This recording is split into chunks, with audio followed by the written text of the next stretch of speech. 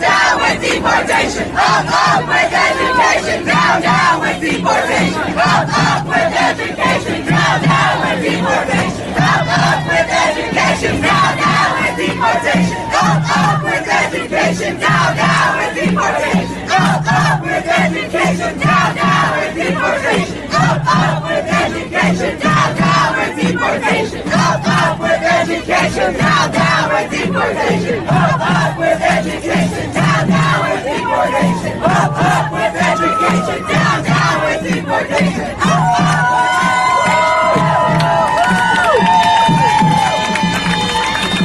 So I just left my nail salon, and my nail tech, I've been going there for 15 years, so they're like family to me. But they said that their one cousin is in South Philly, and listen to this. She's getting paid $700 a week to go to wherever Kamala's campaign tells them to go to. So it's $100 a day, $700 a week. And she's not even a citizen. She can't vote, but she wants that extra money, so that's why she's doing it. So their campaign is getting a bunch of people. That's why you see these people on the side of the roads with signs or whatever, going to these protests. They get travel paid for and everything, and they're not even able to vote. So I can't. I had to share with you guys. Welcome back. It is a new day. We thank the good Lord it's a new day. Thank God it is a new day. So good to see you. Thanks for stopping by. It's me again, WJNI Tanner, one life, many seasons. Kamala Harris is ready to go to the border. Is it too late? Remember, when she was asked, have you been to the border? Her response was, I haven't been to Europe. Wow. Anyway, we're going to react to a panel on CNN discussing this whole matter about Kamala going to the border.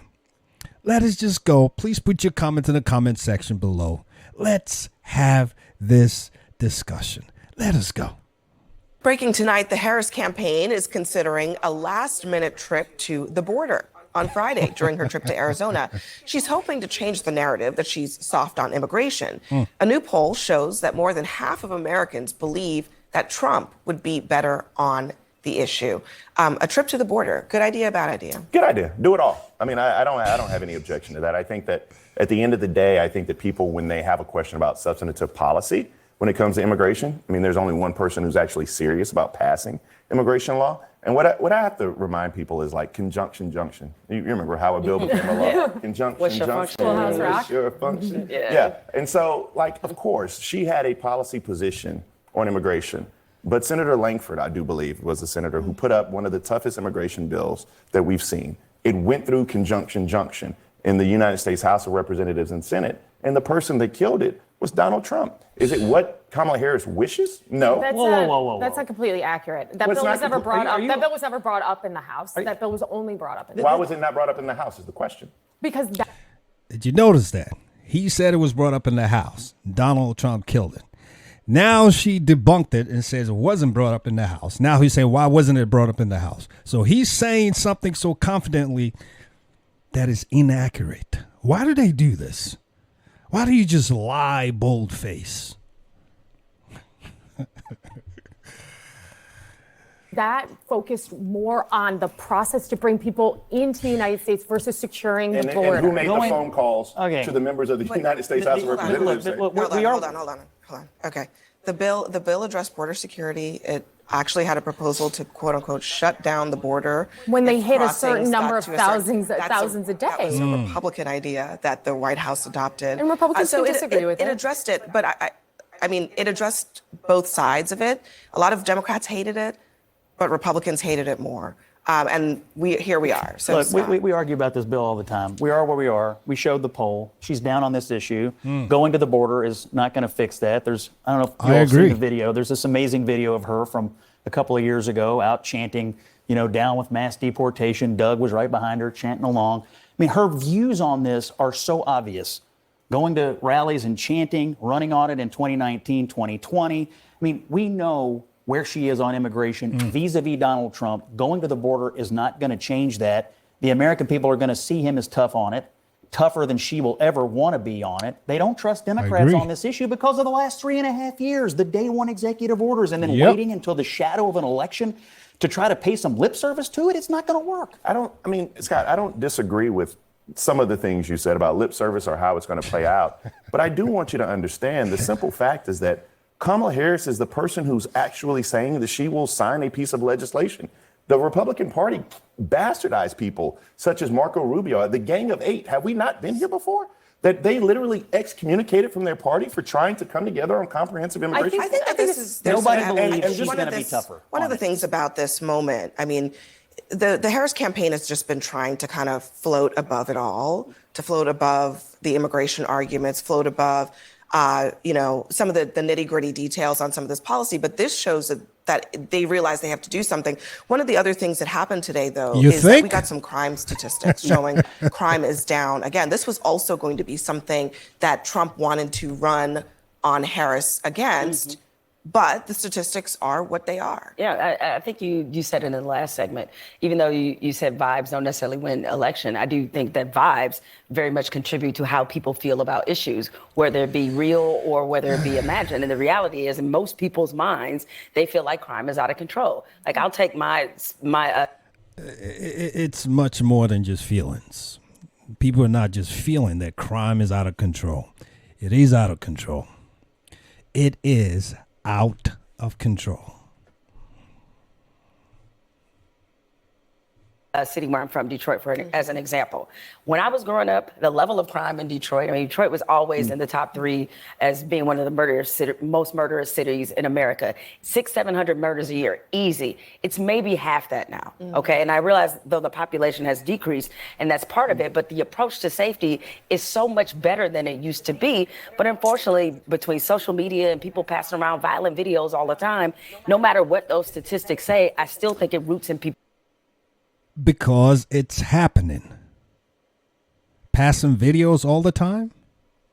Because it is happening. It is happening. You want them to be quiet about it? Sorry. Crime has gone up. People's minds that crime is just out of control. And I think we're much safer as a society today than we were when I was growing up. So I think to your point regarding social media, it's very easy to share a violent video. That those things move very quickly across the internet. But these FBI statistics leave room for questions because there are a lot of cities, major cities like Los Angeles, that are not providing that information. I'm sorry to interrupt you again, but because we looked this up. I've heard this before. The FBI addressed this today. Those major cities now are reporting their crime statistics. So, but they didn't in 23 on these numbers. When you go to the FBI website, they're not there, especially for homicides in LA. Let me answer what you're saying. So now they do. Los Angeles, New York, all the major cities, any city with over 1 million people, those police departments report into these statistics. In some past years, they reported them, but the FBI did not include them because of a reporting issue. But if you look in the report, they talk about the past trends. They include that data now from those past years. The trend is still going down. So crime is going down. But in a city like DC, the most recent crime data from DC, there have been 274 murders. It's up 35%. Robbery, you're looking at up 67%. You know, some of these major cities, crime is still an issue, and people are still seeing the videos because crime is happening. I was a long-time DC resident, so I understand what you're saying. But overall, for the country and for most major cities, it's down. I have 2 points. I actually think you're hammer, meat, nail on head. I think you're right. And I think Scott's right. I think Jamil's right as well. I think that Democrats for a long period of time put our head in the sand when it came to issues of crime. Right? We talked about it in the way that you should, being smart about crime, but we didn't necessarily address the way that people feel about it. Like my mom would always say that I don't want less police officers. That's why people chose Joe Biden in the 2020 primary, because nobody wanted to defund the police, not Democratic voters. They just wanted better police, right? It wasn't about taking police off the street or defunding them. They wanted me to be able to come home safely while police were out there patrolling the neighborhoods. And so I think everybody at this table is correct that this is a serious issue that you can no longer put your head in the sand about. But I think that there are different ways in which you go about doing it. Like, for example, Kamala Harris being smart on crime, being a prosecutor, prosecuting drug rings, human trafficking is one thing. Donald Trump abusing the law and then saying he wants to give law enforcement, particularly to black men watching this, All right? Donald Trump is somebody who says he wants to give immunity to law enforcement officers, regardless of the act that they commit. Do you know how patently absurd that is? And so you have differences on policy. But the fact is, and it's a good question, and I'm glad I think we all agree, crime is a very serious issue. It's who do you want to challenge that serious issue? I think this is multifaceted. Can you agree? Can I chime in and agree? No, we're well past that. That was A block. Right. Harris has some holes in her record. I mean, I think she tried to bail violent people out of jail before. She raised money for that. That's number one. Number two, she called for police to be taken out of schools. Number three, she has advocated in the past for decriminalizing illegal immigration when people come across. And so she has once again, we're back to the same conversation. What is her record? What are her public statements? What actions has she taken? And then what is she running towards in the shadow of an election? Which just makes me suspect that she wants to be tough on crime. I hear you, and I hear you. And if I was Kamala Harris standing on stage beside Scott Jennings, what I would say is that you can't. But I'm definitely some lightweight you don't worry about. So what I would simply say is you have to look at her record as district attorney. You have to look at her record as attorney general. This isn't someone who hasn't prosecuted these people and locked these people up. This is a serious candidate with a. Enough with all this. Look at her record as a DA. I mean, what is she doing now is what matters. I don't even want to go and look at any record. What she's doing now tells me the whole story. Kamala is for defunding the police. Kamala is for defunding the police. And this whole idea about Bakari saying they never wanted to defund the police, that is a lie. Every defund the police movement came from the Democratic Party. Now, whether you want to segregate between the far left and the mid-range left or the right left, if there's any such thing, defund the police came from the Democratic Party.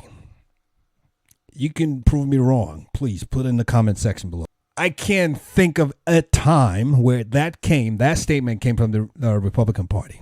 Always came from the Democratic Party. So I don't know what he's trying to say. This whole thing about Kamala, the border, crime is totally indefensible. She's too late. She can't walk it back now. We know where she stands. It's all a lie. Serious law enforcement record. And as for sheriffs in schools, right now we're at a point we have to have that because we have mental health issues. We also have a gun problem. And so until Republicans want to come to the table and talk about the fact that every single school shooting we've had that we talk about involves a semi-automatic or automatic rifle, and we should put a ban on those weapons, then we don't really we can't meet in the middle. But you admit that her past rhetoric would call into question how tough she wants to be. I mean, people are weighing this like, here she was here she is. Like, what am I supposed to believe? That's the 25% of voters right now who are saying, I don't know where she stands, and so I can't make a decision because what they've seen before, what she's saying now, and what her past is, whether it's on crime, the economy, immigration, whatever, they've seen what she said before. They've seen where she's trying to say she is now. And that's why they're saying, I don't know which Kamala Harris to believe. And there you have it. We don't know what Kamala Harris to believe. Kamala, can you let us know which version of you want us to believe? Please come out and let us know. That's why you need to do more press conferences. That's why you need to do more interviews. And you have to go to channels, networks. You have to go to networks that are not your friends, that are not the Democratic networks. You have not done one interview on Fox News. That surprises me, especially for someone who wants to be the president of all. You cannot be president of all if you cannot talk to all. Step up your game, Kamala Harris. Hey, please put in your comment section below. Let us know what you think about this. Kamala wants to go to the border now. Will this help her or not? Let us know in the comment section below. Hey, thanks for stopping by. Please like, comment, share, and subscribe. Please like, comment, share, and subscribe. I'll be coming back with more pieces. Always a pleasure to have you on this channel. Thank you so much for your support. You know how we like to close it out? We just like to remind ourselves. We always remember, we got one life with many seasons.